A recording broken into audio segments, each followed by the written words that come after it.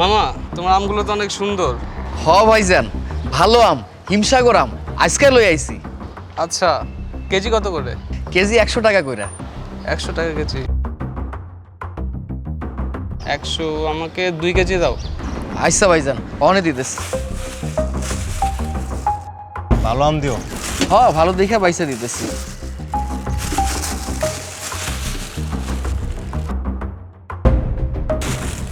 এই লন ভাইজান, আপনার 200 টাকা হইছে। 200? এই টাকাটা তো। হ্যাঁ দিতেছি, এই যে টাকা। এই নাও। ভাইজান, আমার কাছে তো খুচরা টাকা নাই, 100 টাকা আমার কাছে আছে। আচ্ছা, ওইটাই দাও, তুমি এটা রাখো। আমরা তো এদিক দিয়ে যাওয়া আসা করি, পরবর্তীতে নিয়ে নেবো, কি বলিস? ভাইজান, টাকাটা কি ঠিক আছে? আমার তো সন্দেহ হইতেছে, আমার কাছে মনে হইতেছে এটা জাল টাকা। এটা তুমি কি বললাম মামা? তোমারে আমি জাল টাকা দিয়ে কই যাব? এই দিক দিয়ে প্রতিদিন যাওয়া আসা করি, তোমারে আমি জাল টাকা দিতে পারি?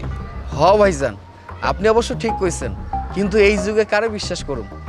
সব তো জাল মানুষ। শোনো মামা, সবচেয়ে বড় গুরুত্বপূর্ণ বিষয় হলো মানুষের উপর মানুষের ভরসা রাখা। আমি যেমন তোমারে ভরসা করে 500 টাকা দিয়ে যাচ্ছি না, বাকি টাকা পরবর্তীতে নিব, ঠিক তেমনি তুমি ভরসাটা রাখতে পারতেছো না আমার উপরে। ঠিক আছে ভাইজান, আপনি তাহলে পরে এসে আমার কাছে টাকাটা লয়ে যান। কি বলিস তুই? হ্যাঁ আচ্ছা ঠিক আছে। বন্ধু, তুই তো খুব সহজেই গরিব লোকটাকে বোকা বানিয়ে দিলি রে। হ্যাঁ, গরিব মানুষদের বোকা বানানো অনেক সহজ। এদের না থাকে জ্ঞান, না থাকে মস্তিষ্ক, আর এদের একটা দুর্বল দিকও থাকে। কি সেটা? এরা মানুষকে অল্পতে বিশ্বাস করে, ভরসাও করে। ও, সেটার ফায়দাই তো আমরা আজকে লুটলাম। হ্যাঁ, আমরা এখন থেকে গরিবদেরকে এইভাবে বোকা বানায়, পাগল বানায় আমরা আইস করবো, কি বলিস? দে আমার 200 টাকা, দে আমার ভাগ দে। তোর ভাগটা তোকে দিতেই হবে, বল। এই নে তোর 200 টাকা।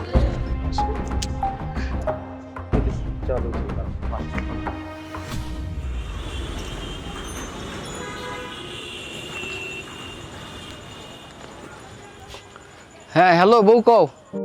কই আছো তুমি? এখনো বাড়ি হও না কে? আরে মাত্র বেচা কিনা শেষ কইরা ভ্যানটা রাখলাম। তোমার পোলা আজকে কি জানি একটা জিনিস খাইবার চাইছে, এখনো সময়টা লয়ে আইও তো। আমার পোলা খাইতে চাইছে? কি জিনিস খাইতে চাইছে কত? ওই যে রেস্টুরেন্ট নাকি বেচে না, মুরগি পোড়া না জানি কি কয়, তুমি গিয়ে এই কথা কইলেই দিব। আচ্ছা ঠিক আছে, তুমি কোনো চিন্তা করো না, আমি আউনের সময় লই আমু। এখন রাখলাম, হ্যাঁ? আচ্ছা ঠিক আছে।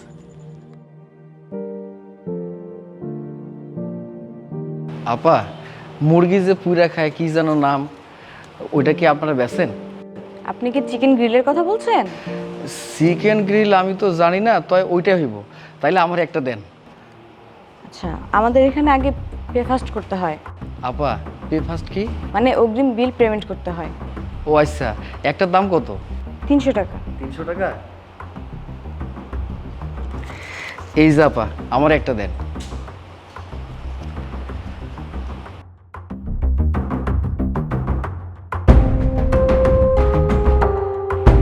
আপনি কি এখানে ফাজলামো করতে আসছেন?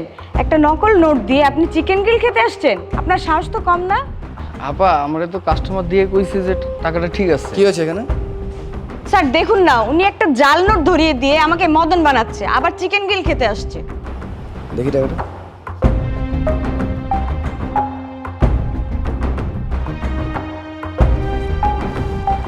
টাকা তো ঠিকই আছে, কিন্তু স্যার।